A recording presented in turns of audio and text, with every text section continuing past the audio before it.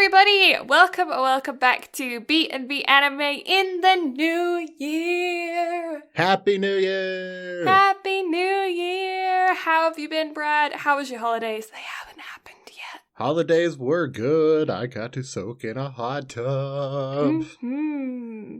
That's easy enough to pre-record because I don't plan on leaving the hot tub during the holidays. So, I'm not complaining. How about you? Oh, well, my Christmas is the same as all of the Christmases that have ever happened throughout my entire life. I was with my family, we played board games, that's it. Yata! Yada! Yeah, we have always had a very small Christmas, so I know a lot of people are having an unexpectedly small Christmas this year compared to what they used to, but we've always had, at least Christmas Day for my family has always been very, very small.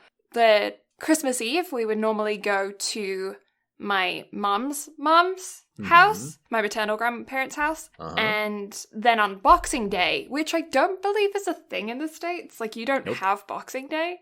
Negative. Yeah, it's the day after Christmas. Oh. Yeah, and it's like a bank holiday, you also get that off, and I assume it's called Boxing Day, something to do with presents. I don't know if that's a thing that it's called Boxing Day because of like all of the packaging that's left over from Christmas, or and like the post office like had to deal with all of this, like all of these boxes, or if it's like Christmas sales that happen on Boxing Day that mean like I don't know. I don't know the origin of the term, but yeah, Boxing Day is a thing in Canada as well. It's one of those ones that came across half of North America. Yeah, I have no clue. I've heard of Boxing Day, but we definitely don't celebrate it here. Yeah, and anyway, on Boxing Day we used to go to my dad's mum's house. So I used to have 3 Christmas dinners in a row where we lived in the UK. Oh. Which I feel like is pretty standard to people that have 2 sets of grandparents. Mm-hmm. But yeah, now, well, ever since we emigrated, it has just been us doing our own thing just on Christmas Day. So yeah, we've all had a small Christmas for the past 12 years. So it's not super like unusual for us to have a small Christmas this year as well. Yeah, I'm starting to get in my feelings a little bit for this Christmas. That's already happened by the time this episode comes out. Mm-hmm. But yeah, it's gonna be different because this is gonna be my first Christmas without my granny, and for the past 20 years that I have memory, on Christmas Day every morning we would go to my granny's, whether it was my turn to be with my mom or my dad, and this is my dad's mom. But we would always go to her house, and it was without fail there would be oatmeal and breakfast casserole every single Christmas Day. What's a breakfast casserole? It's eggs, sausage, and a layer of biscuits on the bottom, and absolutely covered in cheese, because us Southern Americans like cheese. Okay. But yeah, it's going to be the first year just without that tradition, because it's been, like I said, my entire life, it has been without fail every single year that we've had this. Yeah. And so it's definitely feeling like an emptier Christmas, for sure. It is definitely weird when Christmases change. Or just any sort of tradition that you're just used to, especially for your entire, memorable life, whether it be Christmas or any other sort of holiday or special occasion, any sort of change, because humans are very much creatures of habit. So anything that disrupts that causes a slight change in dynamic. So I totally get it. And yeah, I'm definitely feeling that this year for sure. Mm-hmm. Yeah. Are you doing anything for New Year's, or did you do anything for New Year's? I have no plans at the moment. I'm working New Year's Eve, and then I'm probably going to either watch anime or play Siege and just chat with friends to ring in the new year, because I've never been much of a partier. Those of us, or those of you that know me, know that I cannot drink. My liver will not allow it. So I can't party. So yeah, I would much rather just have a quiet New Year's, hang out, and just enjoy solitude. Yeah. I think last year I just slept through New Year's. I think it was just like a normal day to me. So I wouldn't be surprised if it's that same way this year as well. I mean, not like anybody can go to extravagant parties this year anyway, or at least you shouldn't be going to extravagant parties this year. But I don't particularly feel like, I don't know, it's not my scene. Mm-hmm. I'm not much of a social person anyway, and if I am a social person, like, I have a very strong social meter, and once I reach max level, like, once I've maxed out my social meter, I need to, like, back off. Mm-hmm. Otherwise I'll get really anxious and it's not pretty. Mm-hmm. So I feel like being in those kinds of environments where you're surrounded by a lot of really extroverted people is a lot harder to just walk away than I find with, like, friend group that, like, understands. I feel like I have a pretty good friend group of people that I can just be like, I love you, but fuck off. You know? I totally get that 100%. I have turned Walker and his whole group of friends into that. And that, honestly, I set the precedent whenever we were watching The Deathly Hallows Part 2. I think I told you about that and talked about this on the podcast, where it came to the final fight scene between Harry and Dumbledore, and I just left. Not Harry and Dumbledore, fuck, Harry and Voldemort. And then just got up and walked out because I didn't want to watch it. Yeah. And a lot of that was in part of, for one, that scene in the film sucks compared to the book. But two, my social meter and just the group that we've been hanging out with, we had been together all day. Mm-hmm. And finally, my anxiety and social meter had just hit its peak. So I was like, okay, I literally just got up and left. I didn't say a word. I didn't say bye. But they all knew I hated that part of the film anyway, so they thought it was a joke. Mm-hmm. But then Walker calls me like 30, 45 minutes later after I'd left. He's like, hey, so you actually left? And I was like, yeah. Yeah. But setting that kind of precedent with people and, you know, making sure that people understand that, you know, once you get to that point, that you need to be able to just get out and, you know, desensitize yourself and just collect yourself and be able to, I guess, function. Yeah. Yeah. You just have to be able to do that. And it's difficult around my family, particularly who don't understand mental illness or anxiety or anything like that. Mm-hmm. Like, I remember back my freshman year of high school, whenever I first came out to my mother and grandmother and my counselor in high school, I guess, about my depression and suicidal thoughts and tendencies, that it was like none of them got it. Like, not even my counselor at school really got it. And I was like, because to them it didn't make sense. Like, I'm 14 years old. Why do I want to end it all? Yeah. And even to this day, like, anytime I get in like one of those really low points, everybody just kind of looks at me. It's like, what's wrong with you? And I'm like, look, I know what's wrong with me. Don't ask me questions. Just let me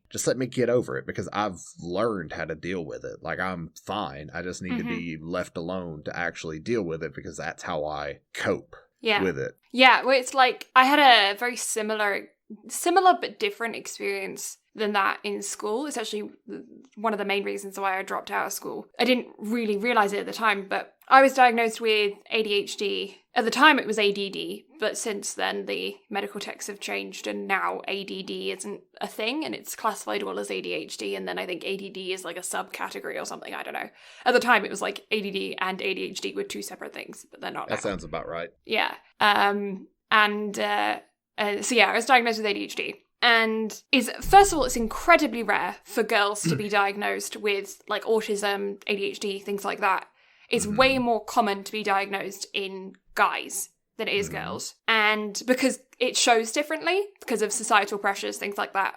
Not the same symptoms, so it's not as obvious. And that's what I was about to say too, is that I think typically it's more outwardly expressed in guys. Like, I think it's a lot more noticeable, where with women, I think it's a little bit different in how it shows. Yeah, and that's, I'm not sure if that's, I know it's not entirely chemistry, but I'm not sure if like chemistry is even a factor in it, because I know the vast majority of like the impact of it is societal pressures of girls being told when they're very, very young to be like, better to be seen than not heard, you know? Whereas like boys get that, boys will be boys, so if they're being rambunctious, then they're being rambunctious, but girls aren't allowed to be. So things like, or like if they have like a outward expression or something, oh, it's just a girl throwing a temper tantrum, she's just emotional, you know? As opposed to it being like there's a reason for this. I think we're heading towards a good direction with as far as stuff like that's concerned, because the way that our generation and barely the generation prior that are raising their kids now, to where it's not so much that way anymore. Yeah. Yeah. And so anyway, I wasn't diagnosed until I was like 16, 17. But by the time I was diagnosed, it was mid-school year of my 11th grade. And apparently, ridiculously, you can't register having ADHD or dyslexia or some kind of like learning disability mid-year and get help on exams. You have to register at the beginning of the year. Are you fucking serious? Yeah, like it's a thing. I don't know if that's just in my school district that I was in, but by the sounds of it, it sounded like that's like a widely common thing. I mean, so I'm unaware if something like that were to, like, if that's actually a thing or not. But that's because I've never heard of something like that happening. Yeah. So I guess it wouldn't necessarily be common for me to know something like that. Yeah. So for me, like, I've always had test anxiety. Vast majority of the reason having test anxiety is because it's a time-limited thing. And when you have ADHD, it's really hard. Time management is like one of the number one things that you struggle with. Procrastination, time management, distractions. I mean, it's in the name. I'm sure the ACT or SAT would have been a bitch for you. Yeah. Yeah, so I think that's just an American exam. I wouldn't have taken that, but I would have taken my final exams, which would have been 40% of my overall grade, and which I feel like is on the same level as SATs. Yeah, so that would be grade 12 finals here in Canada. My Canadian school districts can vary quite drastically between provinces and even then within districts. So I'm not sure, this is not a blanket statement for all Canadian schools, especially considering I assume that French schools are very different to English-speaking schools. But yeah, so for us, it was when I was in school. I know it's changed now, but when I was in school, it was grade 10 finals are 30% of your overall grade. Grade 11 finals are 40%, and grade 12 finals, your graduating year, are 50% of your final grade. And then it's based off of a credit system. So you get credits based on whether or not you take like AP social studies, or we don't necessarily have AP, like we don't call them that. They're in levels. So it'd be like social 1 or social 2. And if it's 1, then it's the highest you can go. If it's 2, then it's not. If it's social 3. And then we had biology 1, biology 2, science 10, I think it's actually called science 10. As opposed to science 3, because that would then, if you took science instead of biology, chemistry, or physics, then it would encompass all 3, and it was like the lowest grade that you could get. But you needed to take English, social studies, either 2 sciences or science 10, and mathematics to graduate. You need to have all of those credits, and then you'd need to have like a few other credits just so you had like enough credits to pass. You see, for us, at least in Tennessee, and at the time it was different. The rules have changed slightly since then, and they changed in the graduating class before mine as well. So for my graduating class, it was you had to have 4 science credits, 4 English, 4 history, and 4 mathematics. And then the rest had to be electives, but you had select electives. You had to have, I think, 2 PEs, 2 foreign language. And then the rest were entirely up to you. But by the time you sit down and break it out, if you have 4 classes a semester, 2 semesters across 4 years, that's 8 classes a year. And by the time you break down everything you have to have, you're only allowed like 2 true electives a year. And I've spoken about this before. I blew all of mine on criminal justice. I'm not complaining. But it's such a limited amount to where you could, choose to try to focus study on other things. Because again, I'm really upset I didn't get to take broadcasting and stuff like that to where I could have learned all the skills I would have needed for now, because I had very few options to actually want to try out other things while also trying to specialize in criminal justice, because at the time I thought I wanted to go into the law enforcement field or even potentially be a lawyer.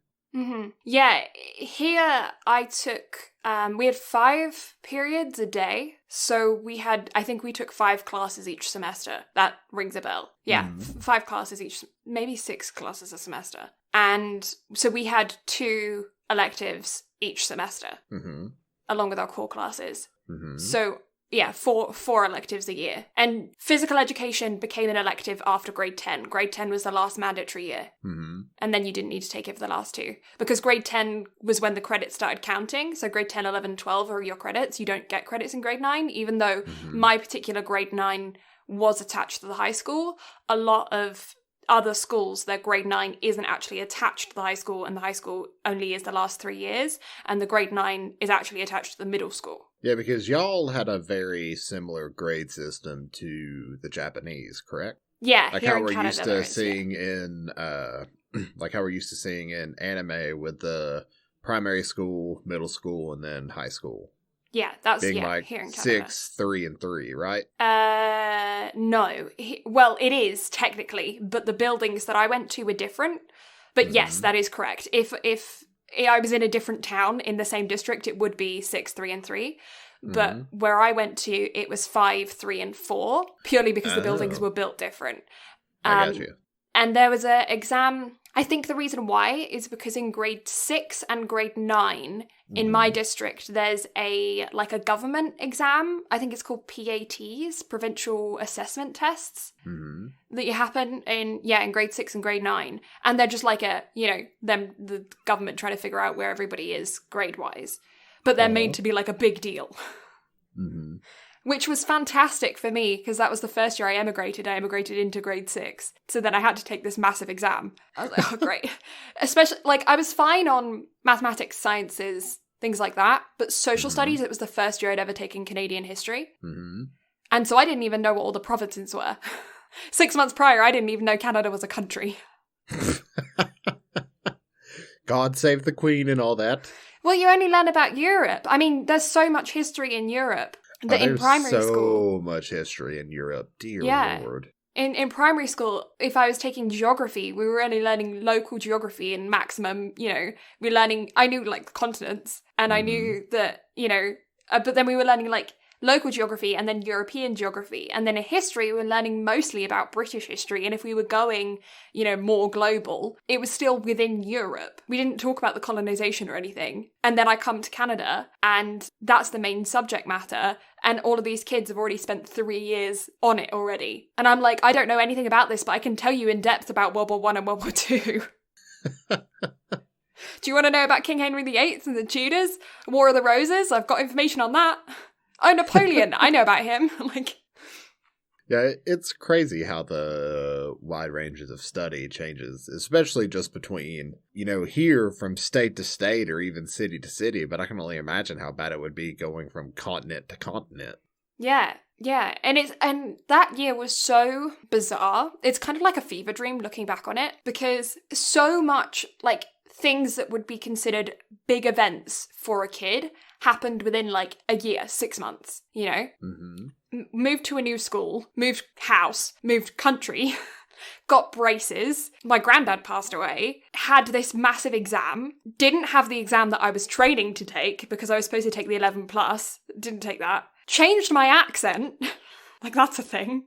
Just decided one day that I was like, yeah, no, I'm not going to be British anymore when I go to school. I had to make all new friends, stopped having regular family coming round. My brother went to a different school. That was weird, because my brother's only 2.5 years older than me. So although he was going to a different school in the UK, it was I was also training to go to the same school as him. And then oh, just kidding, no. So much happened that year. I look back on it now and I'm like, whoa. Yeah, I can see that without a doubt. So, on the concept of learning, I learned something, I guess, in the past few days. Oh, yeah? Or not necessarily learned, but I think I've cracked the code. Okay. So, you know how you and I had the discussion on why we think Attack on Titan was pushed back to this month? I think I know why. Why? Do you know how many episodes the final season of Attack on Titan is supposed to have? No. 17. Oh. So, makes sense now? Yeah, kind of. It's going to be run from December through the end of the winter anime season. Instead of starting at the beginning of the fall season and then running a month into winter, why not start in the final week of fall and then just run through winter? That way you're not trying to take up any important airtime for a new anime season. Yeah. We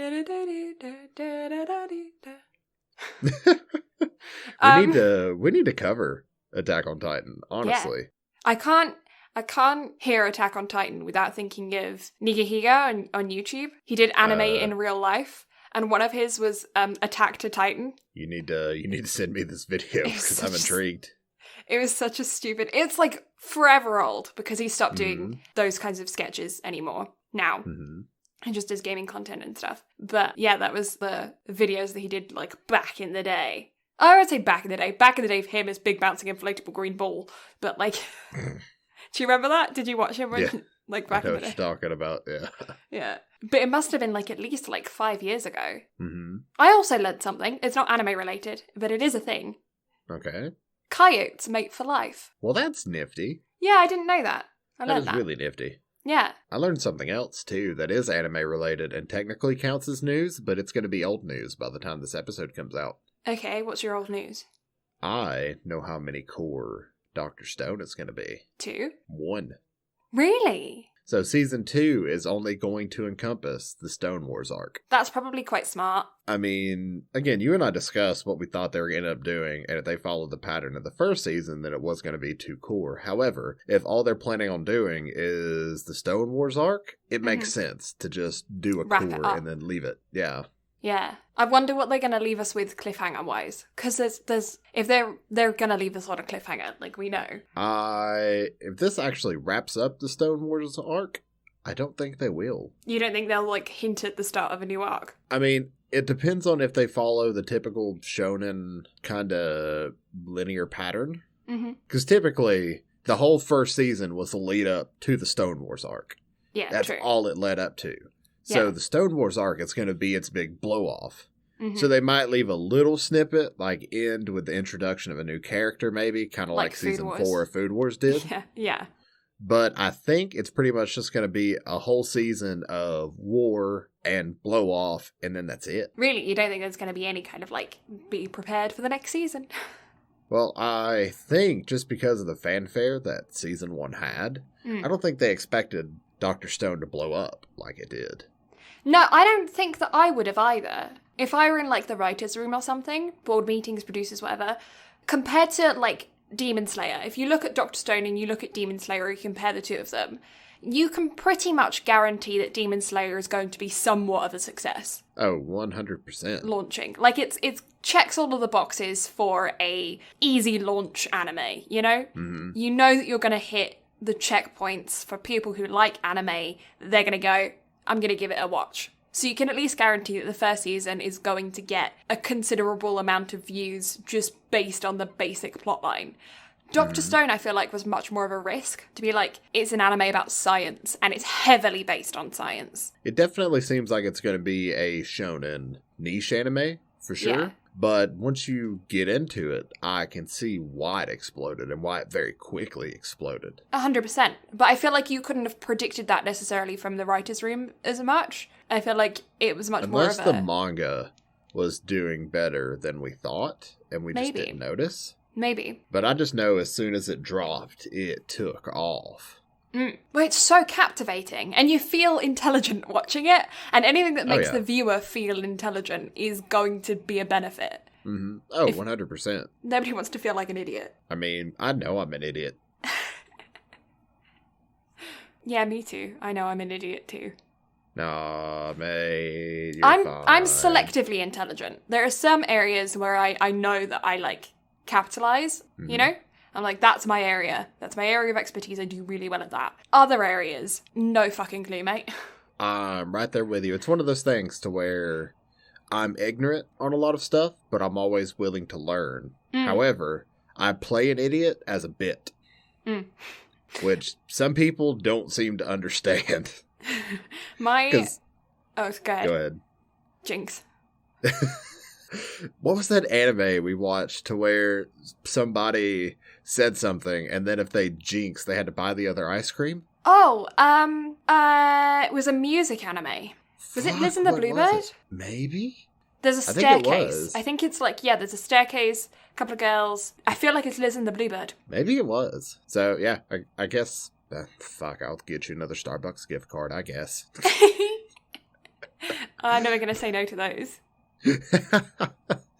Yeah, it's weird how it bothers some people that I will literally just play an idiot. Oh, you know, I understand that. That's one of the most frustrating things in the world, when you are, like, making self-deprecating humor and you are 100% aware that you're joking and you don't mean it, and then somebody goes, oh, but babe, like, no, like, you're, you know, if you're like, oh my god, I'm so fucking ugly or something, and then somebody goes, but you're not, though, you're so beautiful, and they take it seriously, and then you're just like, no, I know I don't actually mean it. And then you're put in that awkward position of them trying to, like, pity you. And you're like, but you know, and that's how I know I'm not true friends with someone. Oh, 100%. Because if you are true friends with someone, they'll just immediately start digging at you back. Yeah. Like, oh, I'm so fat. Yeah, you are. You could stand to lose a few pounds. It's like, oh, God. Oh, God. But yeah, oh, I'm so thick, and it's just like, yeah, I know, right? Yeah, like, I'll just say stupid stuff. And obviously not mean it, because you can tell by the look on my face I don't mean it. And they'll just be like, are you really that dumb? Like, my old boss from one of the other stores I'd work at, I'd say something, he would literally just cock his head and give me that look of like, are you stupid? You bullshitting me? And then I just walk away laughing, because it's just who I am. Like, I enjoy playing an idiot as a bit. I feel like that's why people love to watch me stream, say, something like The Sims. Sims is not that hard to figure out. But again, I play an idiot as a bit because it's entertaining, and for one, not only does it entertain other people, but it entertains me. And that's kind of the whole purpose of streaming, is to, you know, for one, build a community that you can be proud of, but two, just to entertain everyone and yourself. Because if you're not entertaining yourself, what are you doing? Yeah, you're going to burn out real fast. Exactly. Because it's not, you can't go into streaming and think it's going to be a job, because it's not. It took me 5 years to get to the point where I started making any sort of money off of Twitch. And so it was literally just me talking and making fun of myself and everything else that kind of got me, you know, to the point to where I could do something like that. But again, it's just one of those things of, I just like being an idiot, because I'm always searching to learn new things and try to figure stuff out. So being able to just, you know, be an idiot, it humors me a lot. Yeah. That was a ramble and a half. It was, wasn't it? Well, but I don't know, that's been on my mind here lately. So that's just kind of why I was like, there's something to talk about. Honestly, I think this podcast is the biggest representation of me just acting like an idiot. But again, it's more or less just me geeking out about anime while being an idiot at the same time. Yeah, well, it's allowing yourself to, like, be a little bit silly about things that are just, like, stupid. You know, nothing's important about anime. It doesn't matter. It's just fun. It's just an escape. It's just... That is true. And I feel like a lot of that, too, just has to do with the fact that it's me and you that do this. Yeah. Like, we're not... Like, we don't have anyone else a part of this. It's just me and you, two friends, just bullshitting about something that we absolutely adore. Yeah. That we sometimes have very different opinions on, and then we can, like, yell at each other about it. That is true. I feel like nothing is more prominent about that than our anime awards. Right? So fuck off, mate. Don't fucking care. Honestly, these past few episodes, I couldn't be more proud of. It just gets more and more fun the longer we do this. Like, genuinely, I really enjoy it. Yeah, well, I think we're both getting, not just, like, more comfortable with each other, because obviously when we first started this, like, yeah, we knew each other, but, like, we knew each other in the Twitch circuit, which is very different than, like, sitting down and chatting with someone for 3 hours straight, you know? Yeah, that is very true, because you and I talked, and we streamed together. A good bit, but it was never like us just sitting down and truly talking. Our failed YouTube stint kind of started that a little bit. Yeah, but even then, like, we had like something else to focus on, because like we were playing the game, we were trying to like talk about what we was doing throughout the game. When you're streaming, you're obviously keeping an eye on chat and all that kind of stuff, and so there's like extra layers to it, whereas this was literally just us sitting down with a topic and then just like blagging on about it for 3 hours. Yeah, because we literally sit here for 2 hours and stare at a microphone. Yeah. That is entirely what this is. So we're solely focused on the topic and each other. So it definitely, we've definitely grown just in general, but also I guess as friends and idiots. Yeah. And so we've gotten way more comfortable with each other. And then we've also gotten way more comfortable with talking about the topics. Like, we found a good routine in, like, how we handle the podcast. Because, like, even though we say that we don't have any structure, we did sort of develop a natural structure to these episodes. And that in our earlier episodes, we're, like, not handling. Yeah, we started out extremely structured. Like, we planned out, like, what bits were gonna go where, and, like, everything was definitely a lot more layered to where now it's freeform. There's still a natural order to things. Like, it's bullshit, news, background, and then go into the topic. Yeah. But it's definitely, we've gotten a lot less strict on making sure that everything is perfect and has to be there. And it's more just about enjoying it, I guess. Yeah. Because it's funny, because we've also gotten a lot more brutal about what we talk about. Yeah. Well, yeah, we're a lot less, like, restrictive on our opinions. Like, if we don't like something, we're not so afraid to, like, just say it was shit. Because I remember when I first started the podcast, it wasn't that I was, like, afraid to say it necessarily. It's that I didn't want to upset anybody. And now I feel a lot more like, to be honest, I don't really give a shit if you're upset over an anime. I'm sorry that, like, it means so much to you that you're, like, upset about it. I got over that real quick, because when did we cover Dive? Like episode 9 or 10? Yeah, that's true. I honestly feel like that's when that might have broken for both of us. Yeah, I feel like it. Because as much as I hated it and ragged it for that whole episode and episodes to come, it kind of became a joke that it's shite, even though it's not actually as bad as it is, as we make it out to be, but because it's like, it was our first negative review, it kind of became like, yeah, no, it's the worst thing ever. honestly, I feel like if I went back and watched it now, I wouldn't hate it as much. Well, you had such an emotional reaction to it as well, didn't you?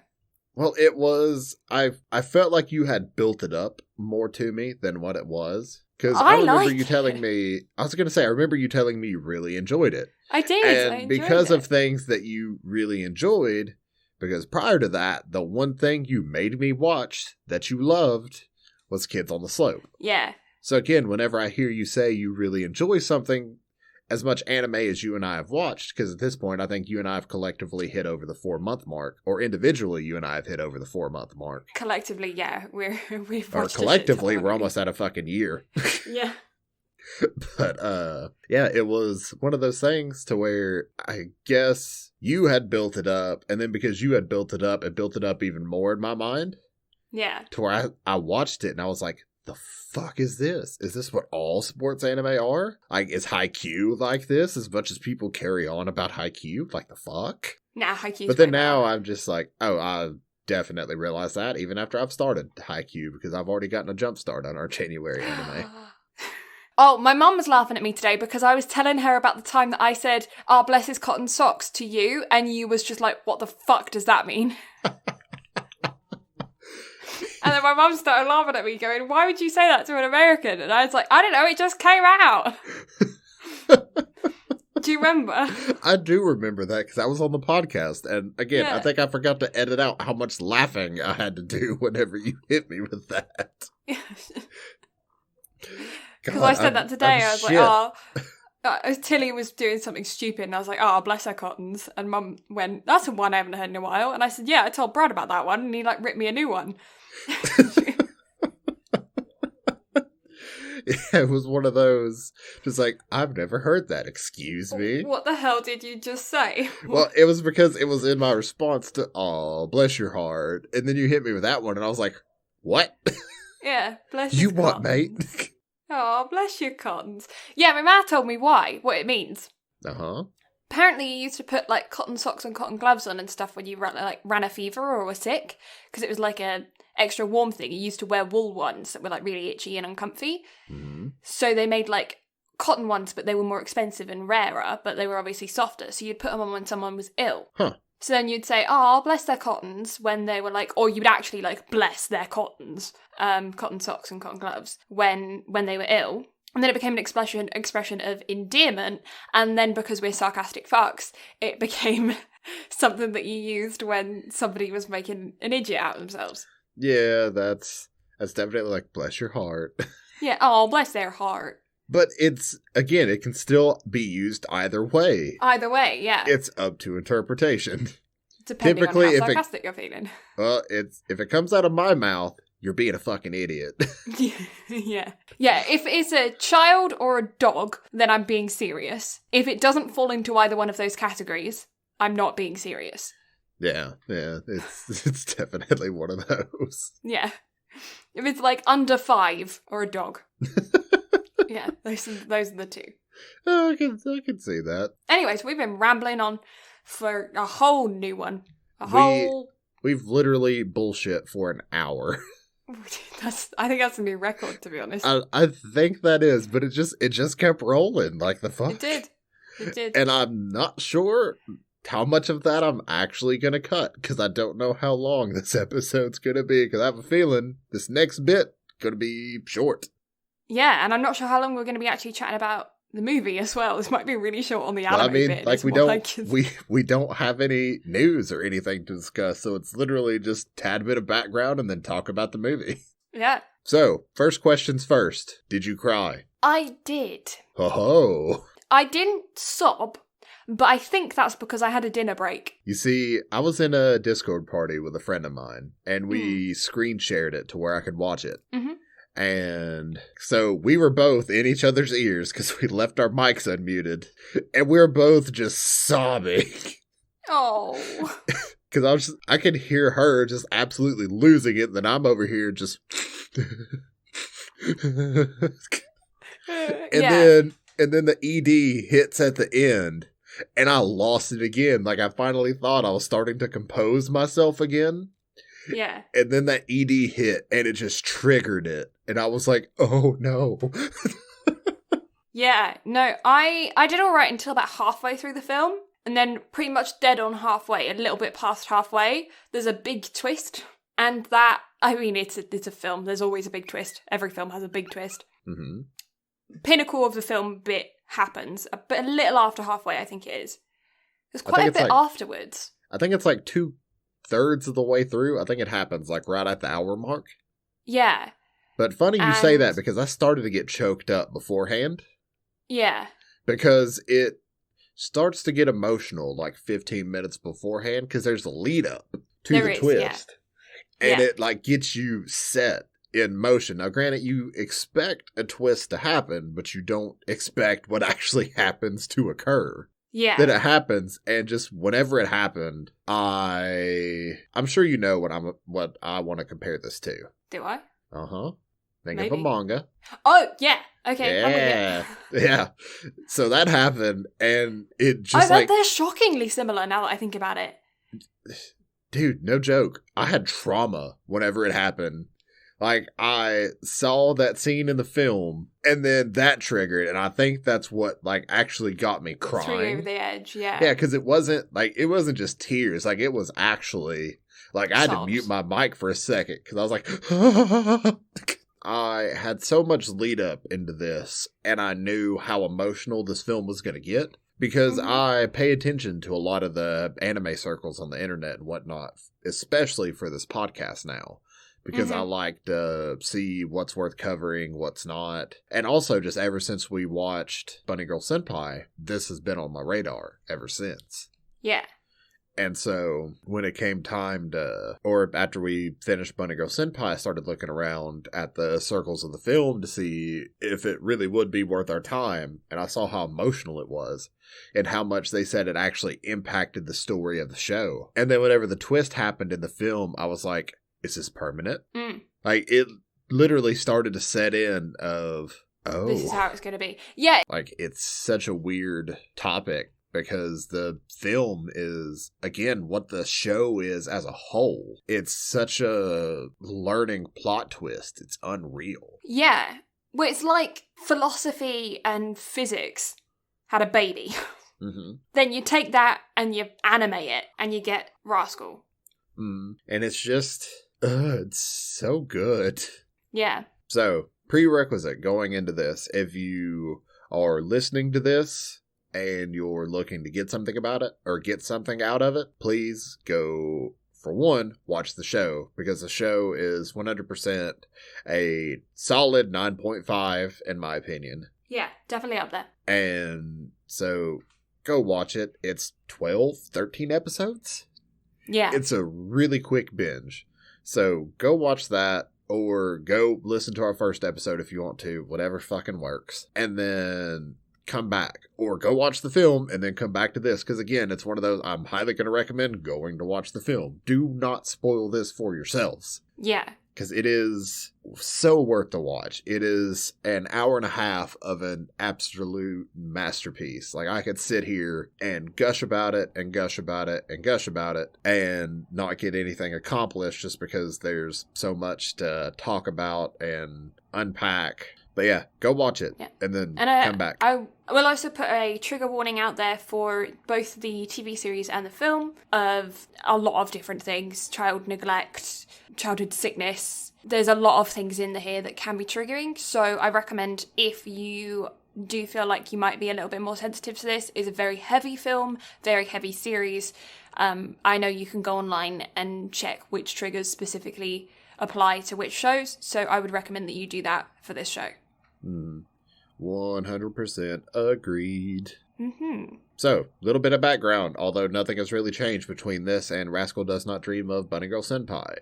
It was directed by Shoichi Masui. It was made by Cloverworks. If you're not familiar with Cloverworks, they have done Darling in the Franxx, Persona 5, Rascal Does Not Dream of Bunny Girl Senpai. They have done Ace Attorney, Fairy Tail, and The Promised Neverland. And it's a film that ran for 89 minutes. It was released into Japanese theaters on June 15th of 2019. And are you ready for these box office figures? Let's hear them. So, in Japan alone, it made $3.77 million. Or wow. 377 million yen. Worldwide, it made a grand total of $3.76 million. So just a tad bit under what it made in yen. Mm-hmm. And yet, we look at Demon Slayer, that is about to cross the 31 billion yen mark. Yeah, I feel like up until Demon Slayer, that would have been a really successful anime film. I mean, outside I know of Spirited... Dragon Ball, like, as far as recent goes, Spirited Away, nothing compared to Spirited Away until Demon Slayer. Yeah, I feel like the standard for anime films now, because of Demon Slayer, is going to be so unusual. And I think there's going to be, like, a while of like, readjustment, like a readjustment period of studios and what their goals are for monetary profit on films. Because, like, up until this point, I don't think that they really thought that, like, anything other than something like, you know, I don't think they ever thought that not a standalone film could do as well as Demon Slayer did. So, you want to know how well Dragon Ball Super Broly did in theaters? Let's hear. So, in the Japanese box office, it did 4 billion yen. Worldwide, it did $124.5 million.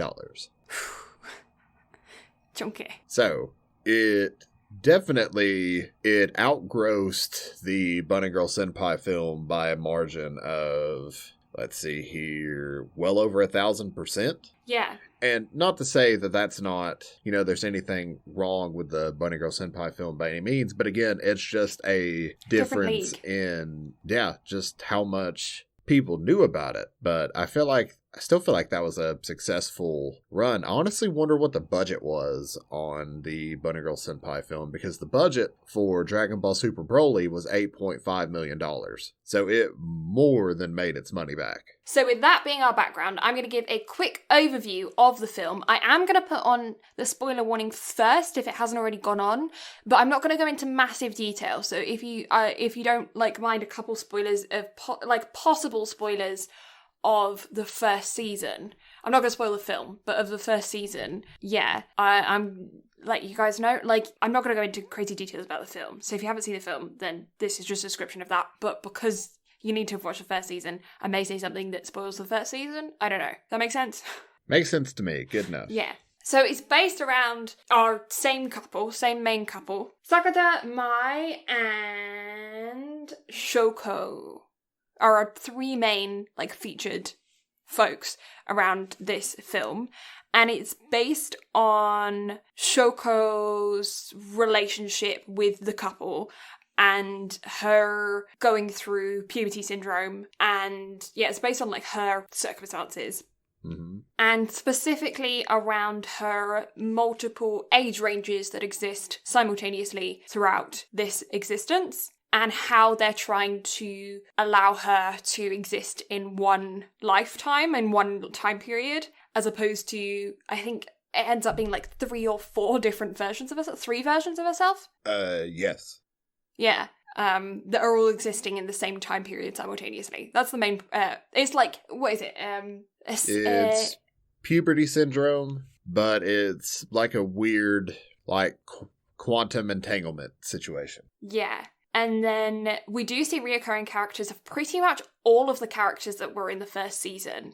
Mm-hmm. So if there's anybody that you were like really attached to within the first season, I think everyone comes back except Dad, which we don't miss him. Yeah, the only time he's even mentioned is whenever he calls Kaede and be like, hey, you're going to stay with your grandparents.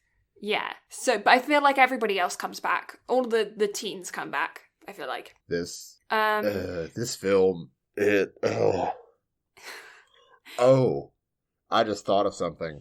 What? And I'm going to have to discuss it with you at the end. Okay. Because I don't know why this just hit me, but because of the... Okay. We'll talk about it. Yeah, we'll definitely talk about it. But yeah, it's based around them. It's based around the fact that Shoko was obviously his first love, and so there's like some conflicts going on there in the romance department. Rascal Does Not Dream of blank. It as consistently as a series does have this underlying element of romance that is consistent throughout the film, as well as it was throughout the first season. It does carry through. The film is probably as heavy as the first season, so if you found the first season to be too heavy for you, film is on par with that, so just bear that in mind. If you found that like first season like manageable, then yeah, it's not going to get worse in this film, I don't think. No, it's definitely not going to get worse. Mm-hmm. But it's still heavy, and it's incredibly heavy for half the film. Mm-hmm. So if you have anxiety over stuff like that, you gotta be a little careful. Yeah, and I do feel like that it is, well, obviously because it's a film, it's longer format, so you don't necessarily have the ability to like end an episode and walk away for a bit because you're watching a film, so it is that longer time period. So just bear that in mind as well. You might need to take some breaks.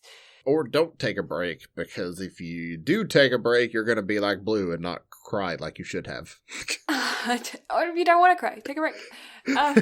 Yeah, I can agree with that. I feel like if I'd like gotten up and taken a break or something, or got myself some water, then it definitely wouldn't have been as heavy. But if you're like me and you enjoy a good cry, stay where you are and just buckle up. I get such bad headaches after I cry that I'm just like, nah, it's not worth it.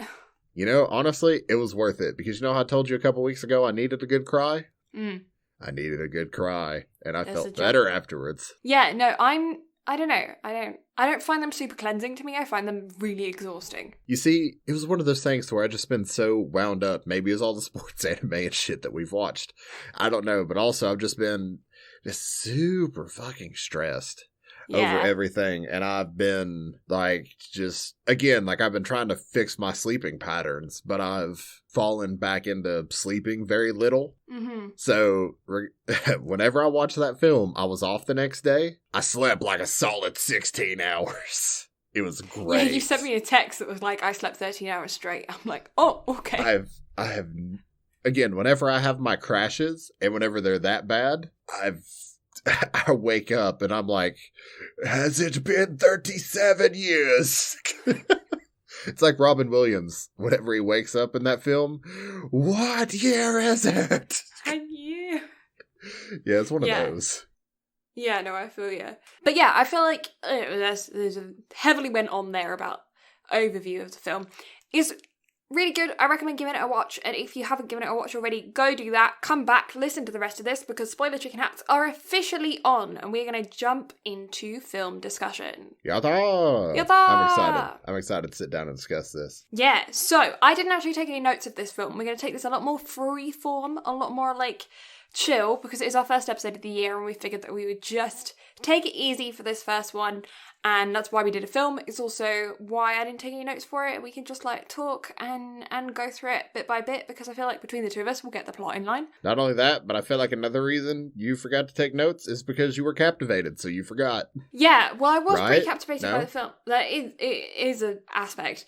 I normally take notes when watching films either in like 20-minute intervals, so I'll watch 20 minutes of the film, whatever film it is, and then take notes of those 20 minutes and then watch the next 20 minutes. Or I'll watch the whole film and then take notes afterwards.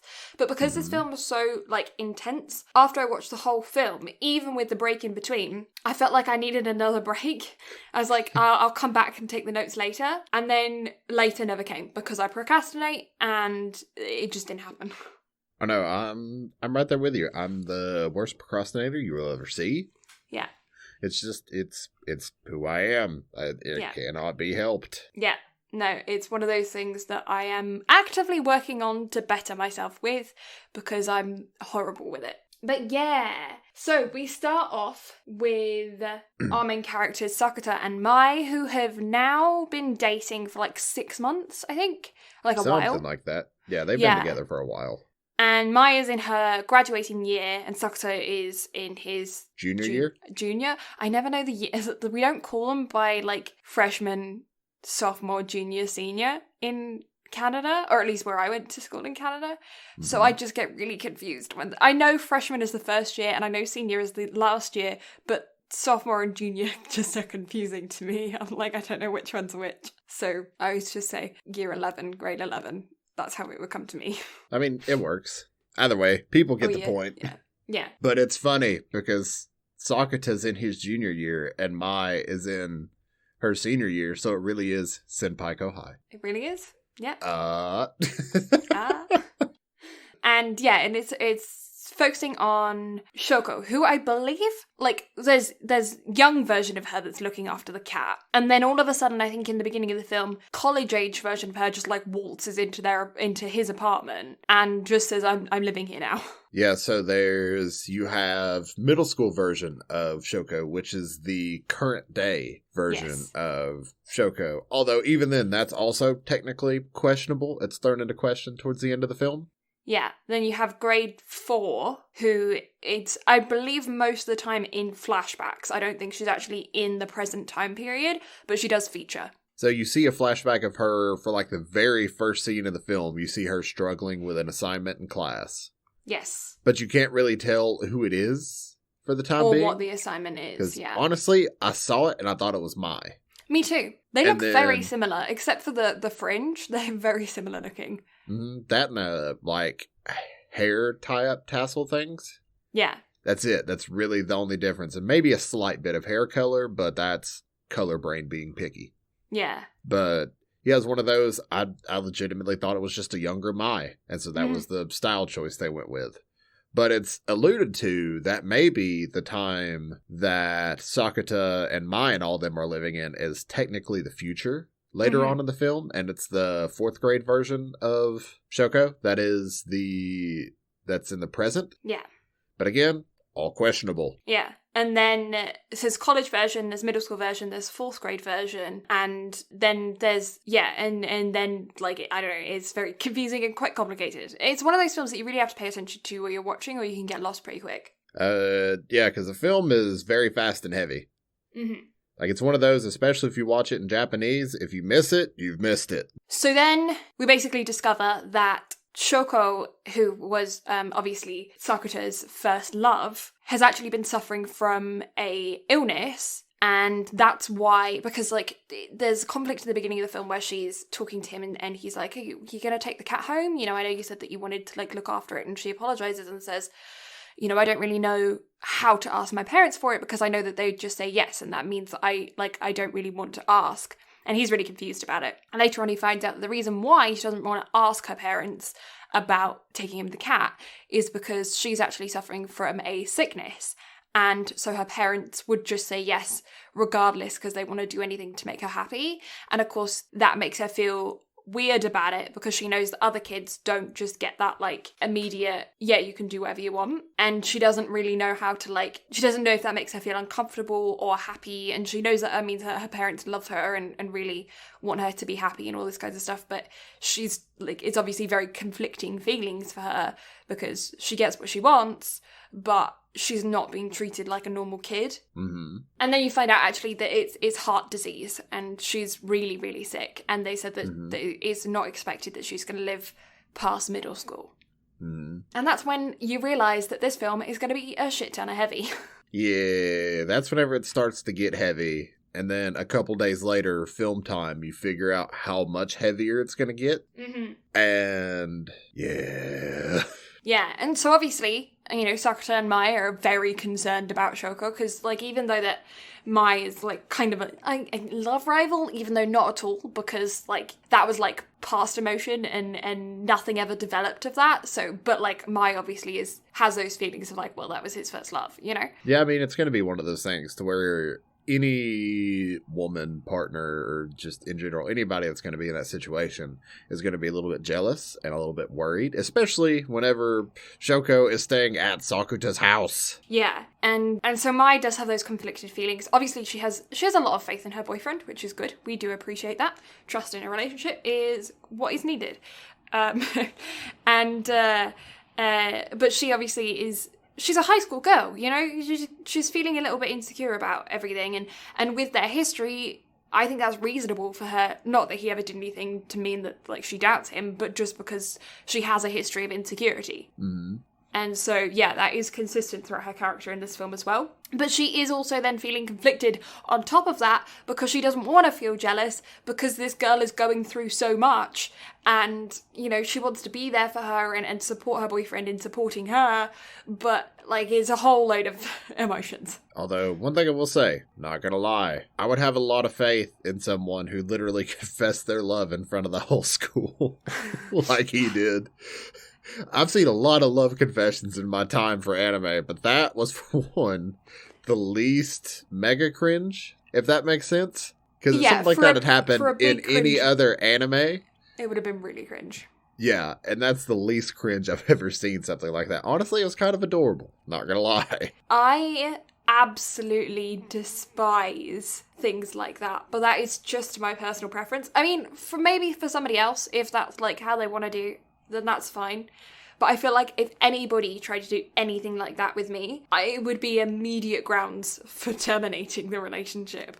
Oh no, I 100% agree. Like, you've seen those, like, promposals and shit like that? Yeah, like public, that? Yeah, actual public proposals that happen in, like, baseball stadiums on, like, the kiss cam and shit. Yeah, like that? No. Fuck off. Like, I could never put my partner through anything like that, because if that were to happen to me, somebody would get punched. It's so manipulative. It really is. And on the surface, it does not seem that way at all. And it's never intended to be that way. No. But if you look at it from a psychological perspective, it is. Yeah, it's really, really manipulative. And the thing about it is like, I've heard so many times when people say yes in those moments, and then behind the scenes, they then say no. Could you imagine proposing, getting a yes, thinking that everything is all happy, and then behind the scenes, they actually say, I just didn't want to humiliate you in public. I actually want to say no. And then you have to go through all of those processing emotions of being like, going from that high to then reality. It's like riding a roller coaster and then getting off. Yeah. Be like one of those, like, such a high and then just immediate low. Yeah, it's like you're not just putting your partner through turmoil of having to lie to your face and act like they're happy about the situation when they're clearly uncomfortable, but then you have to then face the music of doing that to yourself. You put yourself in that situation. The only time I could ever, like, say if that's okay is if, like, you had previously had a serious conversation where you were like, yes, we are planning to get married within the next so-and-so amount of time, and you just haven't, like, bought the ring, but you're already effectively engaged, you know? Mm-hmm. And then which I feel like a lot of times you kind of, or at least nowadays, people have that conversation beforehand. Yeah. But again, I feel like it's more common to do stuff like that, because again, if you intend on marrying somebody, I feel like you're going to make that known well before you actually propose. I just don't feel like it's going to be one of those true pop out of the blue type things. Mm-hmm. And then obviously you have to be fully aware of your partner's comfort zone of like whether or not they're okay with being blasted in public. Yeah, but again, like my social anxiety would not allow me to propose to someone in that manner. Mm-hmm. So I can only imagine if I were to be the one that would be being proposed to. Immediate panic attack. I would go into an immediate panic attack. And I don't even have social anxiety. Like, I would collapse if I... Just thinking about it now, because I'm single. I shouldn't even have anxiety thinking about this. But if I were trying to propose in a baseball stadium or some sort of shit right now, my heart feels like it's already about to explode out of its chest. Yeah, I feel sick just thinking about it. Yeah, like, no. But anyways, so they then discover that Shoko and Sakuto's like chest wound are connected because when he's been visiting her like middle school version in the hospital a lot, and they've been like getting on, and it's near Christmas time. This film is set like within the first couple of days before Christmas. It's actually a really good time for us to watch it, not such a good time for us to release the episode, but a really good time for us to watch it was right before Christmas because it's Christmas based. I thought the same thing. I was like, oh, hey, we're watching this right before Christmas. Yeah. In fact, I think I watched this on the first date of the film because I think the first date of the film was the 17th of December. Yeah. So I was like, oh, hey, that's today. That's today, yeah. So he's been visiting her consistently while she's been in a hospital. Middle school version. Oh my god, I can't even talk. He's been visiting middle school version of her consistently whilst she has been in hospital. And she's been getting progressively worse. And she's also got this like piece of paper in front of her that's this homework from her 4th grade school year, which we saw the clip of at the very beginning that Brad talked about, where it was like a future plan, like what you want to do when you grow up kind of thing. And you're supposed to like put however many years in the future. It's got like numbers. It's like 1 year in the future, I want to do 2 years in the future. I want to do 5 years in the future. I want to do 10 years in the future. You know? And when she was in 4th grade, obviously she was struggling really heavily with this, which also, at the teachers of that classroom, fuck you. Yeah. Like, clearly they know what's going on with her sickness because of the amount of days that she would have been extracted from school for, that they spoke about that she was extracted from school a lot. And then they still give the classroom that work whilst on a day when she is in school. Could they have not put that as an assignment? Could they not have waited to a time period of when they knew that she was going to be out of school for a while? Well, I think that they said it was around her 4th grade years whenever she first started to get sick. Okay. If that's the case, then it's more like forgivable. she knew she was sick, but I don't think those around her knew that she was sick. I feel like teachers are one of the first people to know, though, when kids are sick. Maybe in Japan, but not around here, especially with something that's as, I guess as gradual as heart disease would be. I feel like in the UK, especially it's as one of gradual those... as Shoko's. I feel like in the UK, it's one of those things of like, teachers are like, it's like doctor knows, family knows, friends knows, teachers know. I feel like it's really quick to get to the schools, but it might just be the fact that we've got like the NHS and stuff, and like, so it's much more government based, and so the National Health System, and so it's like, it seems more like a natural progression that it would all be connected. Because I remember, like, when I was a kid and I, like, hurt my thumb, my teacher knew before I went to school the next day. But again, it's one of those, if you're in the hospital and it's, it's going to cause you to miss school, then, yeah, it would make sense. But here, like, in the States, I'm not going to lie, schools, they don't give a fuck. Yeah. Like, the only thing they give a shit about is whether you are at school or whether you are not. And if you are not at school and you have no excuse, your parents go to fucking jail. Like, not gonna lie. Again, going back to the education system, because we get back on this topic a lot for some reason. We need to stop American doing educational systems are... Okay, we just immediately eliminated 80% of the anime we could ever possibly watch. Right? All sports animes, gone. All sports anime, all slice of life anime, gone. Yeah. But, yeah, like, just the schools here, they don't give a fuck. The teachers care, but the school systems themselves, no. Like, I can count on one hand the amount of teachers that knew about my depression and actually cared.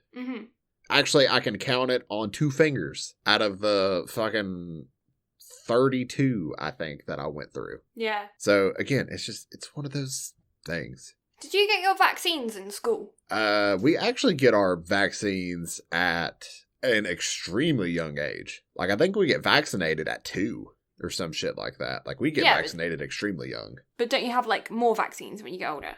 I don't remember. Because I had vaccines, like, as a baby, infant vaccines, and then I had them in middle school, and then I had them again in high school. I can't remember. I want to say we get vaccinated as an infant at 2, and then maybe elementary school. Really? But again, I can't. I know that. Don't remember. I expect that girls in your school system would have gotten another vaccine when they got older, because girls have to have more vaccines than guys. Yes, I think y'all have, what, like 2 or... Is it 1 or 2 extra? I think y'all have to get 1 than or us? 2 extra, yeah. I know I had more vaccines than normal because I missed some of the North American ones that you have when you're really little, because we wouldn't have them in Europe because of, like, the fact that different things were around. Or, like, I had ones that are in Europe that aren't necessary out here. Like, I think there's, like, a mad cow one that I think I might have had. I don't know, though. I don't really remember. But I know that I had, like 16 when I was in high school. I had, like, 16 vaccines. Obviously, there were, like, multiple of certain vaccines. You know, you have, like, one that you have to wait, like, 3 months and then they give you a booster. Yeah. But I had, like, you know, MMR, measles, mumps, and rubella. And then, like, there's a chickenpox vaccine. Even though I had the chickenpox, they gave me a chickenpox vaccine as well. Did you have a chickenpox? I never had chickenpox. No? So you would have had that vaccine. I was around someone who had, and yet I still didn't get it. My brother had chickenpox. I caught it from him. Yeah, someone else around me got it, and I didn't realize it at the time, but I still never got it. I guess my vaccine was just super strong. Yeah, no, it also, spread through my whole speaking school. of vaccines, today our first healthcare workers got the first vaccines for COVID. Ooh, that's fun. So that was interesting to see the news and press coverage on, and also just see how excited all of my nurse friends are about it. Yeah. Well, no, it's like the fastest vaccine to have ever come out. It's like really historically important. Well, it's also necessary too. Yeah, super like necessary. But that's also just a testament to how far our medical science has come. Man, they got Senku in those labs, man. Yeah, right. But yeah, like, how do we get on vaccines? Oh yeah, healthcare. We went on a tangent, mate. But yeah, Shoko, sick, bad. Yeah, she's sick, and it's somehow connected to Sakato's chest scratches, because when he was at the hospital hanging out with her and she was doing her, like, what she was going to do in the future thing, and, like, the paper that she's got with, like, the what she's going to do in the future starts adding stuff to the page even though she's not writing on it, but it's like her handwriting, but it's like, you know, go on a date with the guy that I love, you know, things like that are going through her history. Go to university, I think, was one of them. Get married, I think, was one of them. And then there's, like, a few that are, like, clearly future goals that she didn't write when she was in 4th grade because she couldn't finish the paper. She got, like, upset and didn't know what to write, and so didn't write it. And then all of these things are suddenly appearing while she's in middle school in a hospital bed. And then while he's hanging out with her one of these days after school, she collapses, and as she is being wheeled back into ICU, he also collapses, and then you look at his chest and he's got the blood going through the wounds on his chest again, and he lifts up his shirt and, like, the 3 scratches are predominantly bleeding, and, like, he ends up collapsing himself and then waking up in hospital. And it is there explained because he wakes up to Shoko and Mai. And Shoko explains that the reason that they're connected to Shoko is because Sakata dies in a car accident. And Shoko is the one that got Sakata's heart. Yes. Which begs a question. If he was in a car accident and he died, the same car accident that we see in the film does not explain those wounds. The chest scratches. Yes. Yeah, I didn't think about that. I didn't actually equate them to car accident wounds. I just thought of them as, like, heart transplant chest wounds. I don't know. But again, that would be vertical. It would literally be it would be Shoko's. like, the surgery scar. It wasn't even like I was thinking about the surgery scar. It was just like the grief wounds, you know? Like mental scars appearing physically on the body. That's how I kind of interpreted it. Well, I saw it, and I was just like, wait a second. The wheels started turning, because she said that Sakata dies in a car accident, and since he had a donor card, his heart goes to Shoko, and I was like, wait, it literally looks like a tiger took its paw and just ripped his chest open. Yeah. No, in my head... Explain how this came from a car accident. In my head, it wasn't a literal, those car accident injuries appearing on his body. It was more of the, like, interpretation of chest pain, grief, physically appearing on his body. Does that make sense? It does, but it still... But it still doesn't make sense. No, I suppose not. My question with that, though, is whether or not that is scientifically accurate, like medically accurate, for a teenage boy, nearly adult boy, physically, to have his heart transplanted into a female middle school girl. I don't know if that's... considering they're both still growing, as long as they're compatible, and it's, you know, especially in a life or death situation, because it looked like Shoko was about to die. So in a life or death situation, it makes sense that as long as they're actually compatible, they're not that far off in age. They're literally, because if she's in middle school... But they're quite off in size, is the thing. But then I suppose, like, I don't know. It occurred to me that I wasn't sure if that would be, like, viable donation in the real world. I don't know, though. Because I know with, like, certain things, like skin transplants and stuff like that, there are so many more, like, check boxes that they have to go across. But I'm not sure about heart donations.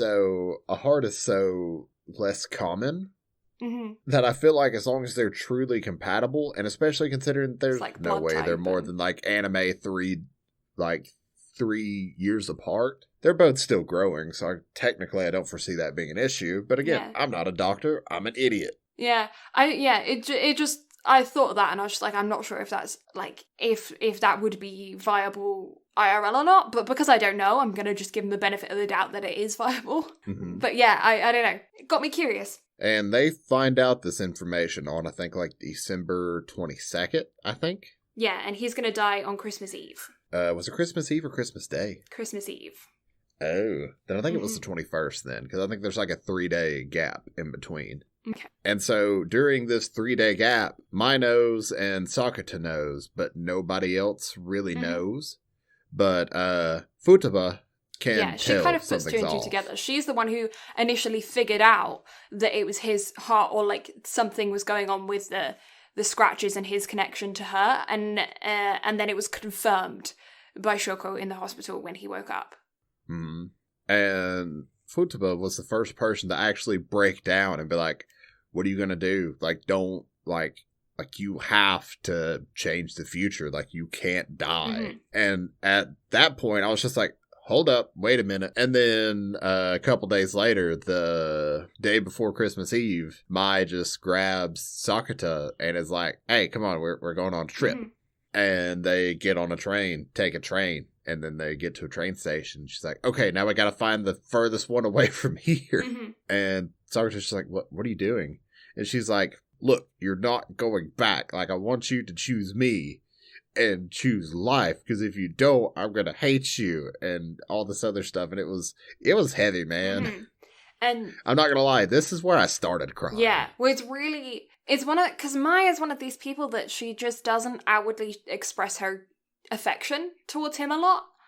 Yeah, she's always composed. Yeah, so when you get those rare moments of raw emotion with her character, it really seems so much more real and dramatic and, like, intense than it would do someone who is already quite expressive. And so the theory, the going, like, idea is that he has 2 dates on Christmas Eve, one with Mai, one with Shoko, and Shoko tells him that she wants to go to this, like, lights festival. And she says that that's where... she tells him, like, they set up the date before he knows about his death. So she says, this is where we're going to go. We're going to go to this lights festival. And so then when Mai says, I've got a free evening, let's spend the day together. He says, I don't want to go to the lights festival. Let's go to the aquarium because there's this jellyfish show that I want to go see. And so and they're both at 6 p.m. And so he knows that he's got these 2 dates, and it's between him choosing to go to Shoko, to the lights festival, to his death, or to the aquarium, to the jellyfish show with Mai to live, effectively. And college-age Shoko tells Sakata, she's like, look, go on your date with Mai, go to the aquarium, do not go to the light show. Because she's like, look, I've lived a good life, and I want you to live on. And so Sakata, he leaves the hospital because he just got done visiting young Shoko. And as he's leaving the hospital, he's going to head towards his date with Mai, and then he gets a thought that maybe adult Shoko is like trying to double cross him and try to send him in a way that would actually benefit her. So immediately turns around and runs the other way. And not only does he do that, but what he does is he actually runs in the direction of getting himself killed. Yeah, he wants to self-sacrifice so that she can live. He's decided that he is going to allow her to live, and he's going to sacrifice himself. And so he runs to the location, and he jumps in front of the car. Well, he doesn't jump in front of the car. He stands there and allows the car to hit him. But just as the car is about to hit him, Mai, who obviously knew her boyfriend very well, pushes him out of the way, gets hit by the car herself. And boy, oh boy, do the waterworks start here. And so immediately, all I saw was Fuka, and I broke down. Yeah, so this is what we were talking about earlier, before we put up the spoiler warning, about they're quite comparable. There's a lot of traffic collisions in anime, huh? Honestly, I'm pissed off at Sakata. This was his one chance to get isekai'd, and in the vein of that time I got reincarnated as a slime, this is his one chance to get his harem of elf girls, and he failed. Yeah. Because it wasn't Truck. It was Truck-kun. It was there. Yep. Honestly, I wonder where Mai got isekai'd to in the law of anime. Yeah, is starting life in the same world. I mean, that's how this story went. Right? Yeah. But anyway, so she dies, and because she dies and the world is kind of set in order, somebody's died, the heart is available, the surgery can happen, it means that everything is kind of reset. Like, everything is completed. The story is finished, you know? But college-age Shoko disappears for the time being. So it's like everything is as it should be. Except for the fact that the wrong person died. Because, like, basically what is needed is somebody to die. One of the three has to die. And Sakata is just distraught. Yeah, like, he can't function. He can't do anything. He sees all the media coverage of Mai's days death. go by. Yeah, like literally a full week goes by, and he just sits in his house and does not move. Yeah. And then the next bit gets kind of fuzzy because I was too busy sobbing. But I think it was along the lines of he goes and stays at Futaba's house because they think the media is going to absolutely swarm Sakata because they know where he lives. Well, there was video coverage of the accident. Yeah, there was video coverage of the accident, and because she's like a famous idol, her actress, and he was her known public boyfriend, and then video shows her saving his life. I mean, yeah, he would be hounded by media, which is disgusting to think about, but it's actual. It's unfortunately true, yeah. But yeah, so then eventually adult Shoko ends up coming to see him. He and drags him basically to the hospital because she says, you need a bed for this. And drags him to the hospital, and she spikes his drink. Again, throwback to the first season from where Mai spiked his drink. And she tells him, because she's like, look, she's like, you can go back and set it all right. Like, you can go back and set it all in motion and get her back, but you have to do it right. Yeah. And so he goes back in time to the 24th, and it's a repeat of the Mai situation. Yeah. Of the first season, of where he exists, but no one can see him. Yeah, he's got to find somebody that's able to see him. that's within the same quantum entanglement as him. Mm. And I love how they played this off. Yep. So he ends up bumping into... Let me see if I can find her name, because I don't remember it. I can't remember her name either. Is it Tomoe? I think it's Tomoe, right? Tomoe? Sure. We'll go with that. Sorry if we got the name incorrect. I didn't take notes. Tomoe.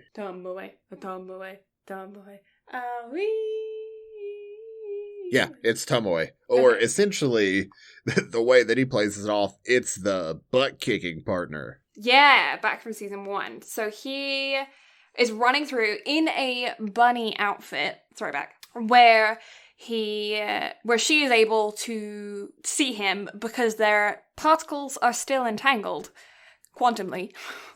From butt kicking. Due to the butt kicking. And he even says that, he's like, who'd have thought that you can become entangled just from having a butt kicking partner? Mm-hmm. And I was like, yes! So then he sends her on a mission to go and find his present self, because obviously he's from the future, from like 4 days in the future, 6 days in the future, or whatever. And he sends her on a mission to go and find his present day self. And his present day self then gets on the phone with him, and he says to his present day self, hey man, don't go and try and self-sacrifice, because Mai will get in the way and she will die. And I've made my decision, and we're not going to interfere on Shoko's life. You know, we've tried messing around with it.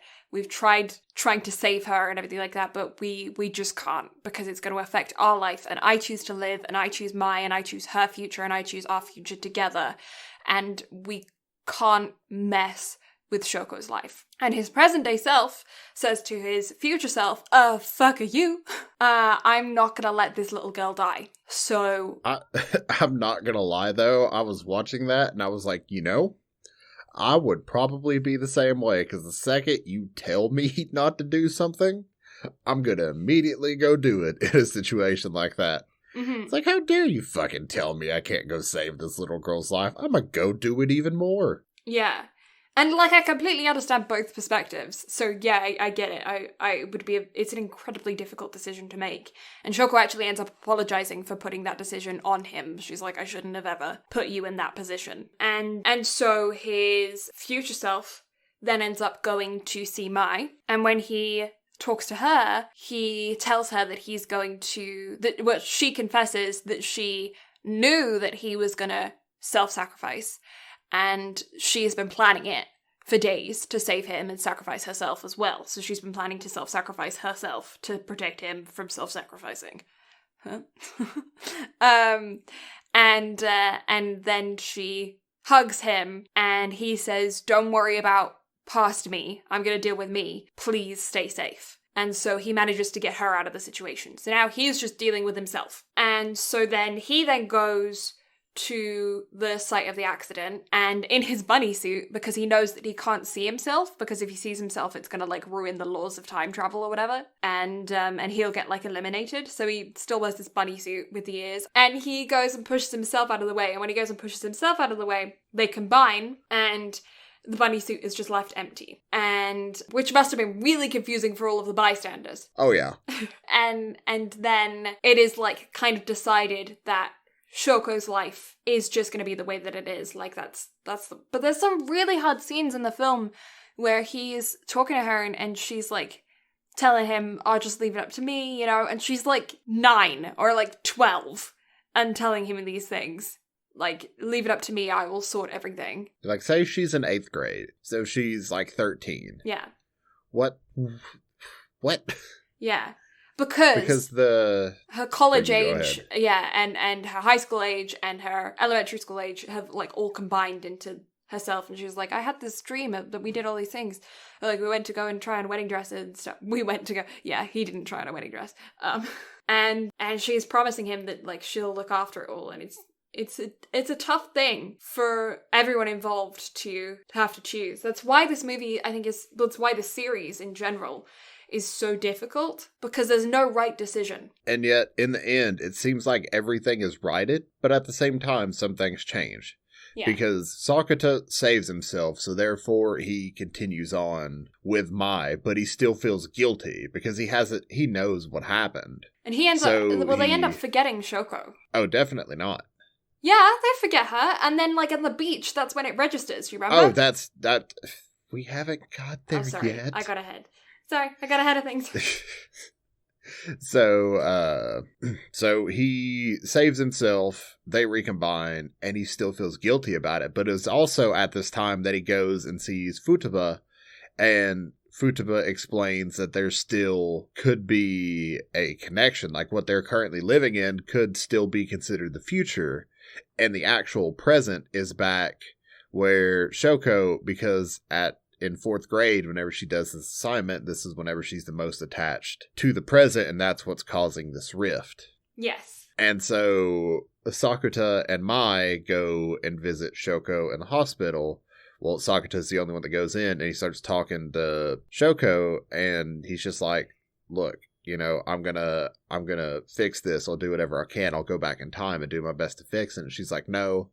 She's like, I had a dream of all the stuff that happened, and it's stuff that Sakuta actually did with college-age Shoko. They went to go see what it would like to be married and all this other stuff just so college Shoko could live out, you know, middle school Shoko's dreams. Mm-hmm. And so Shoko's just like, look, I had a dream that all this stuff happened.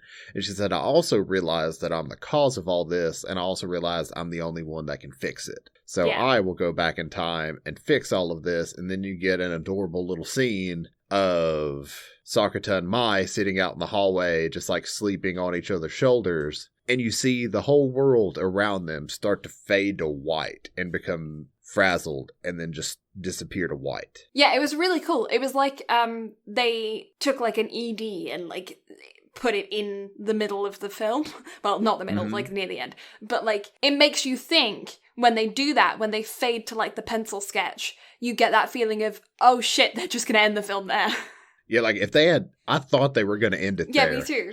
And I immediately got hot. I was like, you motherfuckers just left us with the biggest fucking cliffhanger. And even where they left it was still a cliffhanger, but we'll get there. So fast forward to the school semester starting back, because we get through New Year's and we get through all of that. Mm-hmm. School's about to start back. And Sakuta is at home, and Kaede is getting ready for school. Yeah. But this is not the Kaede that we have been used to seeing for the film and the past couple of episodes. No. I have a theory that it reset Kaede.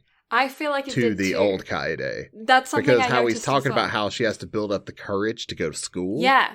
And I was like, oh shit, the original Kaede's back. Yeah. That's what I felt like as well. Which or at least like a fused version. Yeah, and I don't know how I feel about it. Well, I mean, because it was such an experience to go through all of that in the first season. But we all fell in love with the original Kaede.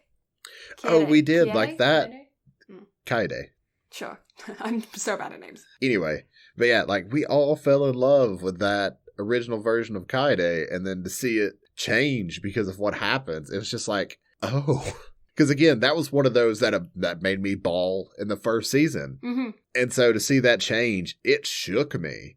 I was like, oh shit. Like they really are like leaving cliffhangers galore. Well, it really is this butterfly effect, because not only this time did they play with like quantum physics and stuff like that, they played a lot with time travel and how that affects with one thing really affects everything else. Mm-hmm. And it just kind of leads to where else can they fucking go? Yeah. In the future. Because again, all this stuff happens. So the past, quote unquote, is erased, but the quantum entanglement doesn't change. No. So they go on living their life as normal. Kaede is somewhat different, but we won't have answers to that until we get a second season. Well, it's hinted at different. We can't even like fully confirm that she is different. Something is different, but we're not sure what. It's like Blue said, she's either reverted back to her old self, or as Blue said, they fused in some shape, form, or fashion. Or something else. I don't know. They could throw us a left tube. I don't know. They very well could. But then you have Sakuta and Mai going on life as normal, spending Christmas together, spending New Year's together, all that other fun stuff. Yeah. It's adorable. And then you have... they're out looking at movie posters, and you see them talk about the first film that Mai was a part of. Yeah. And it was the story of Shoko. Yeah, a young girl with heart disease. And Mai was like, I don't know what drew me to this film, but she was like, I knew I had to star in it, and it was Mai's first big breakout film. Yeah. And then they take a trip to the beach because Sakuta still has memories of the original, like, Shoko fiasco from the first season. And so Mai was just like, are you just so attached to the beach because of your first love? Mm-hmm. And then Sakuta's just like, oh, yeah, well, you're attached to the beach too, you know, blah, blah, blah. And then they get to the beach and they see middle school Shoko just playing out in the water. Yeah. And I forget what triggers it, but Sakuta sees it and I think they hear her name. No, he calls her name. He just, like, sees it and triggers, and then he just, like, calls her name, and then she calls his. And then tears, and then cut. Yeah. And another thing that we forgot to mention as well is that Futaba and Mai's little sister both had remaining memories of what happened in the previous future where Mai died, but they had them as dreams afterwards. Yeah, and so, like, the next... like, during those, like, memories of those images of them, like, go through New Year's and stuff, there's, like, a scene where Mai is joking with her sister, and she's like, oh, you're really close, like, you're really, like, close today, you're, like, really, like, snuggly, what's that going on about?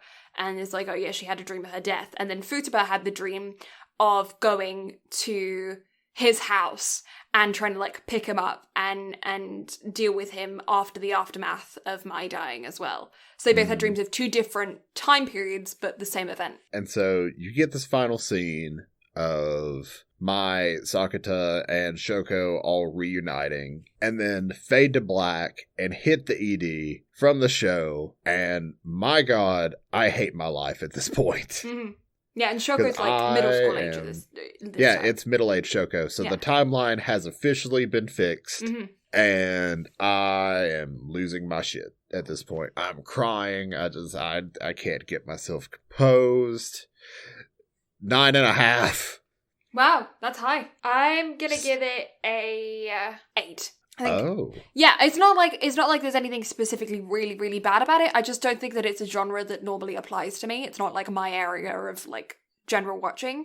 If I wasn't watching this for the podcast, I don't know that I would pick it up on my own. That's the thing that's like that's holding me back for this, purely just because it's just not my cup of tea. Really, really good. Animation is fantastic. Storyline is fantastic. Music is great. Relationship's fantastic. Really like the scientific element. All of the stuff is really, really good. It's just not my cup of tea. So you're gonna dock it a whole 2 points. A whole 2 points. Just because it's not your cup of tea, although you really enjoyed it. I don't know. Put your posh peaky finger back on your cup and remember your anime roots, woman.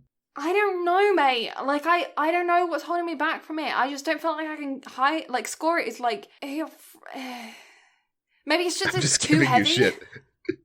I don't know. Maybe it's just too heavy and I was in like a shit mood. This coming from the person that Kids on a Slope is one of their favorite anime of all time. Yeah, but I've watched that like how many times? Like very few. I don't watch it frequently because it's so heavy and it's one of those things that takes a huge toll on me. And I feel like I was just, I don't know. It's like again, I'm just giving you shit whenever you rate it. That's your own opinion. I don't know. I'm trying to frustrate you at this point. I didn't like that their animations were so similar and it was hard to tell a difference sometimes between the two of them. The only time it was like that is in 4th grade and kids look the same. I had to mentally note which bangs were which. But yeah, overall, I have 0 complaints. It's really good. That can be made. It's a beautifully told story. It builds on the world that they've been building all throughout the first season. There's still a lot more to come. I am beyond excited to see where the story is going to go.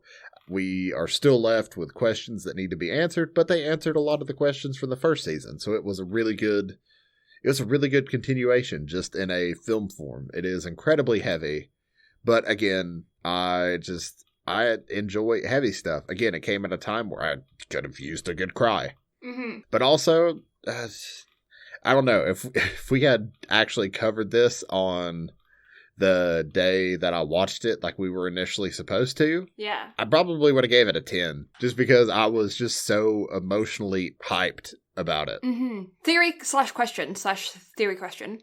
Okay. Scars on his chest, are they still there or are they gone? They should be gone. Mm-hmm. Because the timelines have been fixed. But if they reopen for some reason during the second season, we'll know that something is still amiss. Well, the thing about it is that I'm starting to wonder if the scars on his chest are related to specific puberty syndrome, like this specific case, or if it's just related to puberty syndrome in general. Because if it's related to whenever he's being, entangled with someone with puberty syndrome and then they open because of that, and whenever things go to shit, then they bleed, which would make sense considering logic from the first season, then that also explains why they didn't look like car accident wounds, because it's just that they take on form whenever he is being impacted by someone who also has puberty syndrome. That's a hell of a fucking puberty syndrome radar. Yeah, right? You're just going on normal about your day, somebody fucks up, then all of a sudden your chest is bleeding. Also, as big as those wounds are, and as much as this man has bled, how is he not fucking dead? Time to ask the real questions here for a minute. Also, does this man just keep a blood bag on him at all times for the off chance that the universe decides to rip itself apart? While I'm thinking of this, and while we're on this topic though, I am gonna go out and say, if you can donate blood and you're eligible to donate blood, or you don't know if you're eligible to donate blood, but you want to check, have a quick Google, go online, see if you can, and please donate, because interesting fact about Canada, 4% of Canadians donate for the rest of the Canadian population. However, most blood transfusions need more than one bag of blood. So, although the blood that we donate separates into 3 different components, if somebody needs weekly blood transfusions, which is a thing, or if they've been in an accident and they need multiple blood bags, I can only donate once every 3 to 4 months, right? So it's really not a lot. But if somebody needs 8 bags because of an accident or something, or they need a weekly blood transfusion or something, that goes really quickly, and 4% is barely anything in comparison to the amount of people that need blood donations. And that doesn't just go for people that need blood, it also goes for lab testing, for blood results, for medical research as well. Yeah, I think the reason that vaccines were able to be created so quickly is because I've heard that they've started taking blood transfusions from people who have had COVID. Yeah. And actually started going through and gathering those antibodies and everything else. And that's kind of helped. Yeah. So go through the process, but 100%. So if you 100%. So if you can donate, or don't know if you can donate, but you want to, give it a quick Google. Go, please, because it can't hurt, and if anything, it's going to save a life. One bag can save up to 3 lives. Not only that, but free snacks. You do get free snacks, and it doesn't take very long. And I think people think it's a lot scarier than it is. It's really not. I've donated, 4 times now. I think 4 or 5 times, and it's really not that bad. Everyone's lovely in there. I feel like it's such a happy atmosphere because everyone's so grateful that you're literally giving a part of your body to help somebody else, that all of the nurses and everything that are a part of it are always so nice. And it doesn't take very long, and you get a bit sleepy afterwards, but there's no really long-term effects. And I'm a small person. I'm tall, but I'm small. So me donating, it does take more out of me than it would do other people. And girls can't donate as much as boys, obviously, because of our menstrual cycle means that we lose iron and stuff, red blood cells, all that stuff, more regularly than gents do. So if you're a gent, you can donate more, and it's not that hard. You can just go in and you can just inquire, or you can go online and inquire. They have lots of different websites and stuff that you can go on and just check, see if you're eligible or not. You can book an appointment ahead of time, so you could do that. It takes half hour, 45 minutes maybe.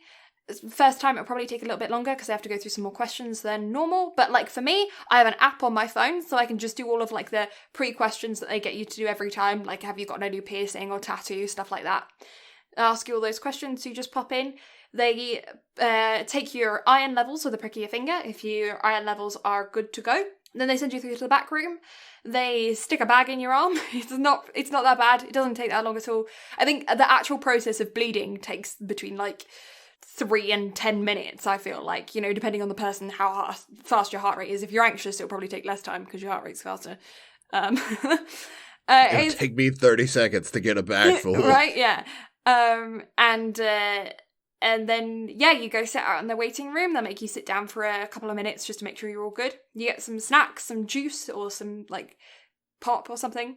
No, they said you're on your way. It's really easy. So, yeah, there's one positive thing that comes out of this episode. Please, by all means, go out and donate blood because it's necessary, and especially whenever natural disasters happen, that is the number one thing you can do to kind of send aid to those areas. So it is, without a doubt, a phenomenal thing to do. Yeah, and you get like key rings and pins and stuff when you get to like certain amounts of blood donating. Yeah, you can get like a badge that says, congratulations, you've donated however many times or whatever. It's cool. It's a good time. Well, that's nifty. Mm-hmm. And I've actually been looking into bone marrow donations as well. Mm. But obviously that's a much more extensive procedure than just donating blood. But, you know, I'm the only person in my family that's eligible to donate anything. So I feel like I'm like donating for the family, you know? Yeah. Sounds scary though. Yeah, it would be a lot. But I've had multiple surgeries, so I feel like I'm kind of more immune to it than a lot of other people. Mm-hmm. But yeah, I'd donate a kidney or bone marrow. You know, you can donate a chunk of your liver and it grows back. Yes, the liver is like one of the only organs that can actually repair itself. Yeah, I'd donate a chunk of my liver. I would too. Why not? Yeah. Although I don't know who would want my liver. I was going to say, you probably can't donate liver. Probably not. I mean, hey, I don't know who would want this. Because no alcohol for you for the rest of your life. I think anybody with liver problems probably can't drink alcohol to start with. Well, you see, the difference is those people still probably do. Whereas with mine, it will kill you immediately. If you have liver problems, either from drinking or just liver problems in general, at least that's a slow build. Mine, immediate. But yeah, I've been looking into more extreme donations, but you absolutely don't have to donate anything. And I have my donor card upon death as well, all figured out, signed out. Oh yeah, I'm an organ donor. Mm-hmm. That's on my driver's license. Yeah, so that's already there. Because I don't need them if I'm dead. Yeah, if I'm dead, have at it. Yeah. I don't give a shit. Yeah, I've always quite liked the idea of being donated to science. Don't know who would want my organs. I mean, if somebody could use my organs, then yeah, go for it. But, like, I always quite like the idea of being like a brain in a jar on somebody's desk, you know? I think that's a fun time. I mean, isn't that already happening? Doesn't Jen already have your brain in a jar? That is true. She put glitter in the jar and now she can shake it and becomes a snow globe. Yes! Yay! Anyways. Plugs? Yeah, I don't feel like I have anything else left to say on the film. It was good. I enjoyed it. Yeah, I enjoyed it as well. It was great. It was fun. It was a good time. I'm looking forward to whatever they have next. Yeah, do you know if there's any, like, news about whatever's coming next? Negative. I have no clue. Okay. But if you want more info, go read the light novels. Fair point. So, Blue, the absolutely lovely voice that is on the other side of this podcast from me, is awesome. She has a Twitch channel. She doesn't stream right now. She's still on hiatus, but that's because life is hectic as all hell. However, if you want to be notified whenever she goes live, twitch.tv/Blue Lavender, or you can also follow her on Instagram and Twitter at Blue Lavender STM for those live updates as well. She also has a YouTube and TikTok account where she posts art videos sometimes at Blue Lavender, and she also has an awesome Instagram account for her dog that posts adorable bean posts at the Best Tilly Bean. Yeah, and I actually have a film that I was involved in that did some voice acting work on stuff coming out soon. So yeah, if you wanna know more about the Odd Pod film, be sure to Brad, you're involved in it as well, aren't you? That is the cameo that I filmed today, yeah, actually. Yeah, so be sure to check out our BnB Anime social media for more information on that, because we are going to be plugging the fudge out of that when that comes out to release soon enough. So get hyped about that, because you'll be hearing some proper official voice acting work from the two of us working on this film. It's been a great project, lots of fun people involved, got some really cool cameos from some really cool people, and yeah, good friends of the show have been working on it, working hard, so we're excited to properly promote that, and yeah, be sure to check out our social media for more information on that. But if you're like Brad, the voice that has also been with me throughout this episode and throughout all the episodes for the past year, Happy New Year, yeah, you can find him. You can find him on twitch.tv/BradCarterGaming, where he streams video games and fun stuff and talking about stuff, and he's a big old idiot on there, so go give him some love, because idiots need more love than regular people. We all know this. And and he also has a Instagram account at BradCarterGaming as well, where he posts some fun pictures and it's a good time. He also runs our social media for our for the podcast stuff, where we're also going to be putting out those promo stuff for the film. So be sure to check that out at BnB Anime on all of the socials. You can find us on Instagram, Twitter, Facebook, all that kind of stuff at BnB Anime. We also have a YouTube channel where we have all of our previously archived episodes. So if you missed one last year, and you want to go check that out, feel free to go to our YouTube channel, hit us up in those comment section, let us know your thoughts and feelings and opinions, because they're all going to be on there. You can find them all on there, as well as on our website, www.bnbanime.com. We have more information about the Oddpod film, should probably be going up on the website as well, along with some other voice acting projects that we've worked on, behind the scenes stuff, friends of the podcast, all of our archived episodes, along with links to download and places to download them if you want to listen on Spotify or whatever. It's all on there. And more stuff on the website. Go check that out. It's a fun time. So, thank you all so much for listening. Blue and I greatly appreciate it. Next week, we are starting a brand new anime that neither Blue nor I know nothing about, called 91 Days. All I know is TK worked on either the OP or the ED. I'm not certain, but all I know is that man could sing me a lullaby and I would be totally happy with myself, so totally worth watching. Mm-hmm. But also, it's gonna be the show was actually requested by some of you guys. Ooh. So I'm looking forward to just taking another user request and see what you all are interested in. Also, I've heard really good things. I think I've seen one of the gunfight scenes in the show. Mm-hmm.